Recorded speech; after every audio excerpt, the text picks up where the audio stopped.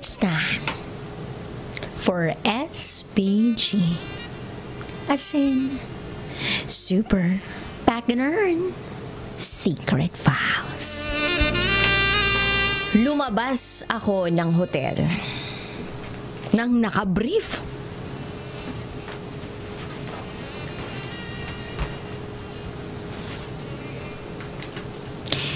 Itago niyo ko sa pangalang Dudong.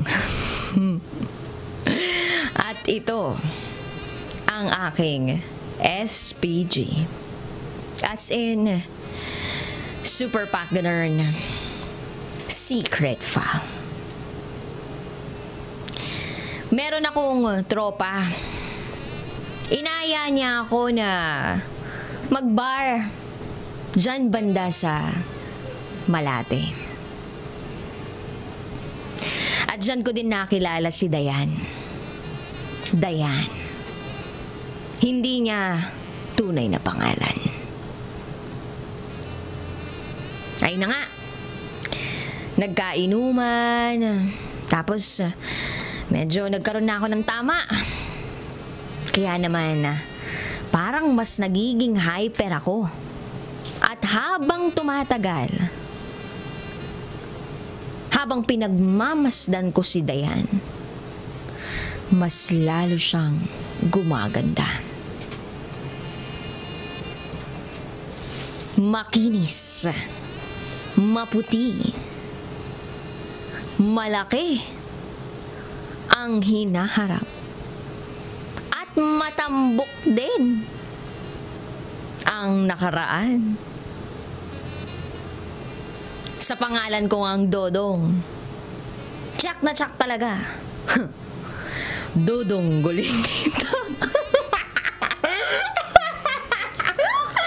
Oh my God. Basta, horny ako kay Dayan.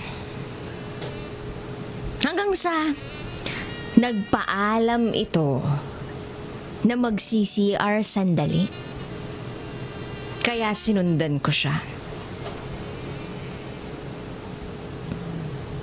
At nakita niyang nakasunod ako sa kanya. At hindi ko na napigilan pa ang sarili ko.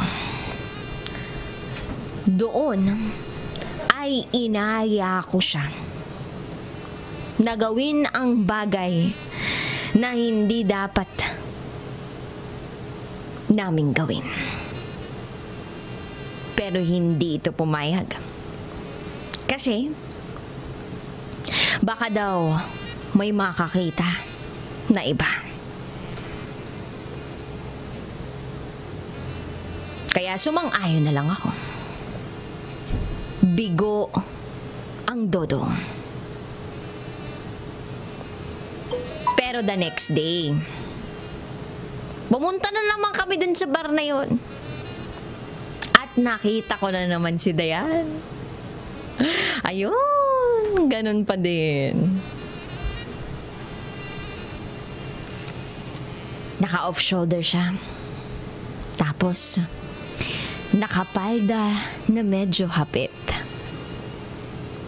At mahalata mo talaga na sexy ang kanyang pangangatawan. Dahil halos yakapin na siya ng suot niyang damit. Kaya naman sa pangalawang pagkakataon, niyaya ko si Dayan. At ayun, pumayag naman siya.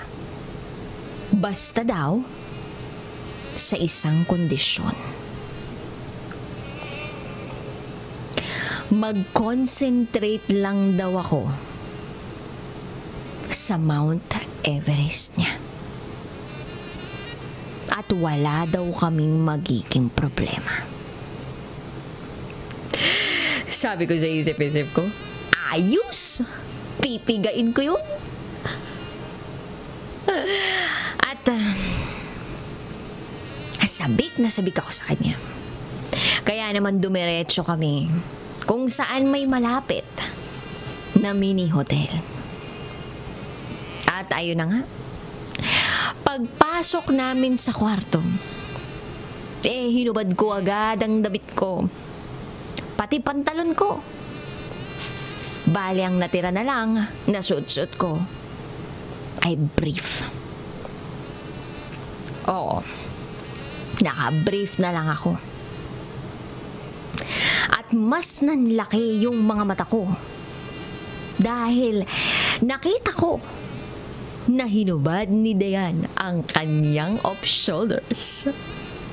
Nakita ko kung gaano katayog ang kanyang Mount Everest. At dahil doon, mas lalo akong nag-init. Kaya naman, ako na mismo ang tumulong sa kanya. Nahubarin ang saplot niya sa katawan. At ang sabi niya, sabi ko sa'yo, makinig ka lang sa boses ko. Ito lang ang hawakan mo. At pinahawak niya nga sa akin ang kanyang Mount Everest. Wow na wow. Halos imudmud ko yung mukha ko sa Mount Everest niyang yun. Grabe. Para akong naglalaway sa sobrang pagkasabik. At hindi na ako nakapagpigil pa. Gusto ko nang bumaba ng bumaba. At ang sabi ni Dayan, huwag kang bababa. Huwag kang bababa. Pero ang sabi ko, maganda dito, mas masaya dito. At napaseryoso siya ng tanong at nagsalitang, talaga bang gusto mo? Huwag kang mabibigla, ha? Nagtaka ako noon pero binaliwala ko pa din. At nagulat ako pagtanggal ko sa underwear nito. Boom! Mas malaki pa sa alaga ko. Nanlaki ang mga mata ko at kinilabutan sa mga nakita ko. My gosh! Yung black hole, merong satellite. Anong nangyayari sa mundo? Tumawa pa tong hayop na to ng malakas at ang sabi niya sa akin, sabi ko sa iyo, makinig ka lang sa akin, sa itaas lang. Huwag mo na kasing ituloy, makulit ka kasi. At lumabas ako ng hotel nang nakabrief. At buti na lang madaling araw na noon kaya wala nang ganoong tao. Napataksi talaga ako pauwi para lang hindi masundan. At doon na ako nagbihis sa taxi. At simula noon, hindi na ako pumunta sa bar. Grabe. Sa taglay mong alindog at sa joga mong maalog, may tinatago ka palang itlog. Muli, ako si Dodong at ito ang aking SPG Secret File.